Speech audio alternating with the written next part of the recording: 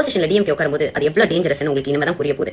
And ஏதாவது ஒரு பொண்ணுக்கு பாலியல் வன்புணர்வு நடந்தாலோ இல்ல எவனாவது ஒருத்தன் வந்து ஊழல் வாங்கினாலோ லஞ்சம் வாங்கினாலோ அதுக்கு திரு ஜோசப் விஜய் அவர்கள் தானே காரணம். இது தொந்தரவு கொடுத்திருக்கான் தாவேகா நிர்வாகி தினேஷ். 12th படிக்கிற ஒரு மாணவிக்கு பாலியல் தொந்தரவு கொடுத்திருக்கான் இன்னொரு நீங்கெல்லாம் பெண்கள் தானா அப்படிங்கறதுலயே எனக்கு சந்தேகமா இருக்கு. எந்த கட்சியா இருந்தா எனக்கு கொஞ்சமாச்சும் நியாயத்தை பேச வேணாம். விளாத்துக்குளம் பிரச்சனையை தொடர்ந்து அவ்வளோ ரேப் கேஸ், இது ஒரு தொடர்கதை, இதுக்கு ஒரு முடிவே இல்லைங்கிற மாதிரி பெண்களுக்கு எதிரான குற்றங்கள் அவ்வளோ நடந்துட்டு இருந்தது. அதுக்கெல்லாம் இந்த அம்மனிகை யாருமே வாயை திறக்கல. அதுல ஒரு அம்மனி வேற சொன்னா நீங்க எல்லாம் என்ன திருந்தவாடா போறீங்க அப்படின்னு. இப்ப ஒரு பெண் கிட்ட வந்து ஒரு தாவேகா தொண்டை தப்பா நடந்துக்கிட்டாங்களாமா. அது வந்து உண்மையா இருந்தா அப்படின்னா மொதல் செருப்படி வந்து தாவேகா தலைவர் கிட்ட இருந்துதான் வரும் அப்படிங்கறது மாற்று கருத்து இல்ல. ஆனா இது உண்மைதான் அப்படிங்கறத நாங்க எப்படி நம்புறது? இத்தனை நாளா தாவேகா தொண்டர்கள் கிட்ட இருந்து எந்த பிரச்சனையும் வரல, பெண்களுக்கு எதிராக எந்த பிரச்சனையும் வரல.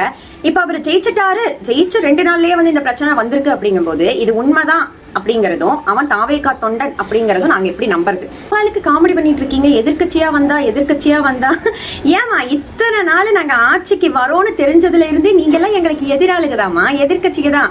இவ்வளவு நாளா எவ்வளவோ கேவலமான ப்ராப்ளம்ஸ் எல்லாம் நீங்க கொடுத்துருக்கீங்க. அதெல்லாம் சமாளிச்சுட்டு ஆட்சியில வந்து உட்கார்ந்ததுக்கு அப்புறம் நீங்க என்னெல்லாம் பிரச்சனை கொடுப்பீங்க அப்படிங்கறத நாங்க திங்க் பண்ணாமையா வந்து உட்கார்ந்துருப்போம். நீங்க இவ்வளவு வருஷ காலமா ஒரு சாக்கடையை சேர்த்து வச்சிருப்பீங்க. நாங்க ஆட்சிக்கு வந்ததுமே அந்த சாக்கடையெல்லாம் ஒரே நாள்ல கிளீன் பண்ணிட முடியுமா?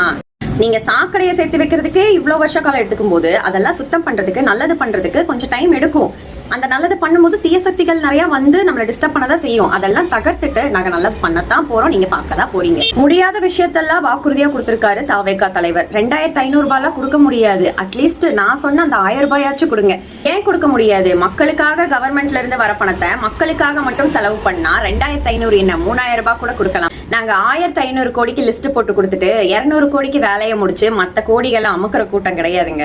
ஆட்சி அமைக்கிறதுக்கு முன்னாடி அவருக்கான சேஃப்டி சோர்சஸ் எல்லாம் வேண்டாம் அப்படின்னு அவர் சொன்னது அவரோட பெருந்தன்மையை காமிக்குது. உடனே வந்து தாவேகா தலைவர் சிஎம் சீட்ல உட்கார மாட்டாரு அப்படின்னு யாரும் நினைக்காதீங்க. தப்ப சீக்கிரமா பண்ணிடலாம், நல்ல விஷயம் பண்றதுக்கு கொஞ்சம் டைம் எடுக்கத்தான் செய்யும். சிஎம் சீட்ல விஜய் அண்ணா உட்காருவாரு, நல்லது நடக்கதான் போகுது பாருங்க.